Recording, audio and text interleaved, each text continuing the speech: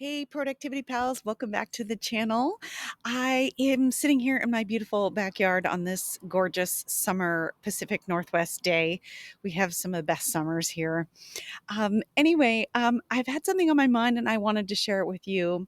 Let me know what you think in the comments below.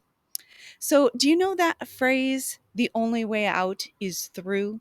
I kind of love that phrase. It's sort of a set of encouragement, some words to let us know, like, hey, sometimes backing off or shrinking back is not what's going to solve a problem, that we have to kind of face it and get to the other side of things.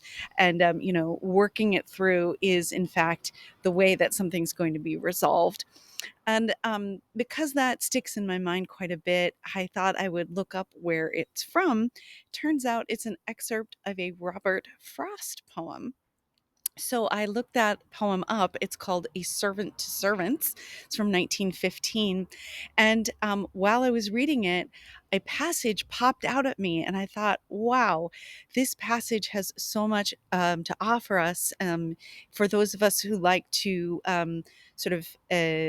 deal in the productivity space, and especially those of us who care about people's productivity experience, that we're not just about go, go, go, go, go, go, go, but about how we go about our going and making sure that it serves us and works for us. So I'll read you the passage and then we can talk about it for a moment. It's the voice of a woman talking to someone. She says, "Bless you, of course. You're keeping me from work. But the thing of it is, I need to be kept. There's work enough to do. There's always that. But behind's behind.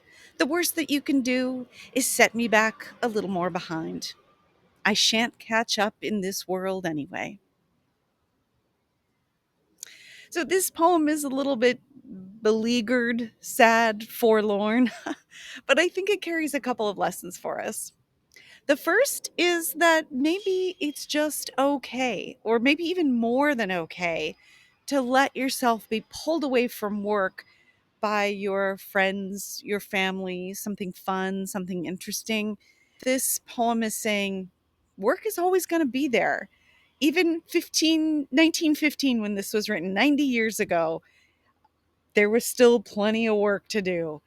And the reminder that it's always going to be there, and that we are given permission to go off and do other things, to spend time with the person this character in the poem is talking to, spend time with anyone we love or want to get to know better. I think it's just a really nice reminder of that. A second thing this poem is reminding us is that your to do list is infinite. There is always more to do. Now, always more to do may sound like a curse, but embedded in it is says, I don't want to say this too strongly, but embedded in it is our liberation. See, for me, once I accepted the idea that it was simply not possible to do it all, I was able to let go of my tight grip on trying to get everything done. Um, that book, The One Thing, is that what it's called? I'll pop it up on screen when I'm editing. But the point is that he reminds us that really we do much better if we focus down. We actually can get farther if we focus down instead of trying to do it all. I used to try to do it all and it was too much. So here you go. Robert Frost from 90 years ago and me from now is giving you permission not to try to do it all. The world is an abundant place. And with that, you have been given a gift. The reality of the infinite amount of stuff is actually like a big clue that you can't do it all. And in fact, trying to do it all is kind of a fool's errand. And that fool's errand may well burn you out. It certainly burned me out.